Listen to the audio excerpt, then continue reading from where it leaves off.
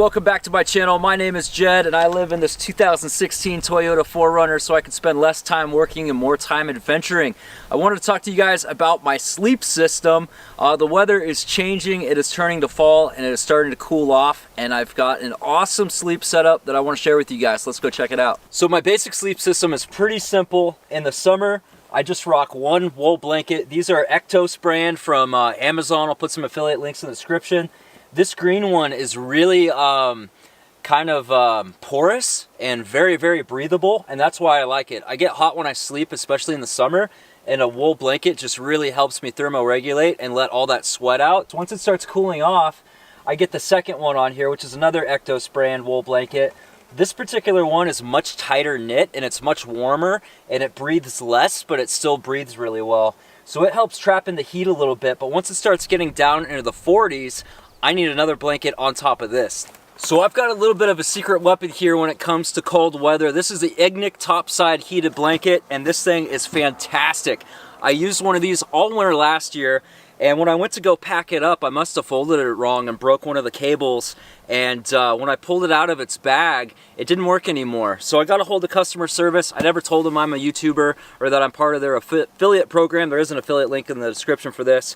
And the customer service was just super top-notch, man. I could not be happier with the customer service, and they sent me out a new one. So now I've got two. One of them doesn't heat anymore, but these work amazingly as a blanket by itself, even without the heat.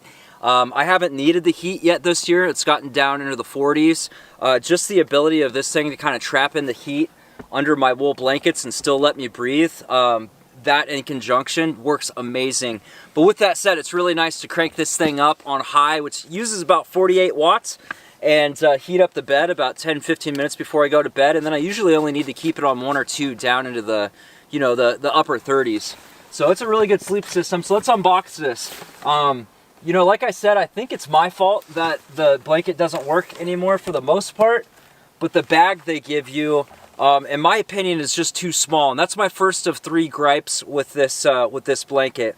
This bag is just too small, but it is a really nice bag. The quality of materials they use on this thing is really nice, so I'm going to use this for other things and end up folding it up like this. This space that this blanket occupies is much greater than what you can get in this bag. So I think the bag is too small. But let's look at the materials here. So the top of this is like really nice sleeping bag material. It's really soft, feels really good against the skin. It's really nice. And then the other side is this kind of micro suede, kind of microfiber material, and it's a little bit weighty, and the combination of a little bit of weight and this material means that it stays in place on top of my wool blankets. Before I got this, I had one of those kind of backpacking packable down blankets, and it was so light and so slippery that it just fell off the top. So I'd wake up in the middle of the night and the blanket completely fell off. So a little bit of weight helps a lot. So in this pouch in the front, whoa, you get instructions and you get a power cable. This goes into a cigarette outlet, obviously, and then it's got a quick disconnect that very easily, it hardly takes any effort, unplugs from the remote. And that is really good because if this thing were to get wrapped around your neck, you want something that disconnects easily. And then here's the remote itself. See, it comes wrapped in plastic, which is nice, and we'll plug it in. I'll give you a look how the screen looks, but it's got 2 buttons to turn the temp up and down, and then it's got another button where you can select the mode if you want it on a time. If you want it to auto power off in a certain amount of time, I think you get up to 8 hours. You can do that, or you can just leave it on all night. I usually just leave it on all night on 1 or 2, and that's plenty for me. So that's cool. This is all packable back inside of here when you're ready to store it for summer. So as you can see, I have this thing all the way out to the end of my toes, so it's fully covering my toes. And up here, it only goes about halfway up my pillow. My pillow, you know, starts here. It only goes about halfway up. So I'm 5'8", and it doesn't really cover the top of my head and the top of my toes when it's fully stretched out. So it's a little bit short. I wish it was about 6 inches longer. That's my second gripe. One thing I do really like about it, which you kind of have to look at it from this angle, is you see this the seam line here and there's another one right here, the heating element only goes down the middle and it focuses the heat. It gets hotter by your feet and up by your chest and less by your midsection. And that kind of puts the heat exactly where you need it and doesn't waste it by spreading it across the whole blanket. I think that that's a really intelligent design, and it's really effective both to save electricity and to just not waste heat and waste space. But it does mean that this is a one-person blanket. This is not good for two people sleeping in the same bed. This is a one-person blanket for sure. Another feature that it has a little hook here, and it's got a little loop on the other side, so you can actually wear it as a cape around the campsite.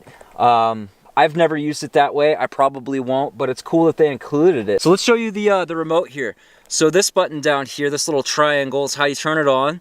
You hold that down, and then it says Ignik, and it shows you the level of heat. Let's get this thing up on 100. You can press it again, and then you can select the amount of time you want it on. Oh, it goes up to 10 hours.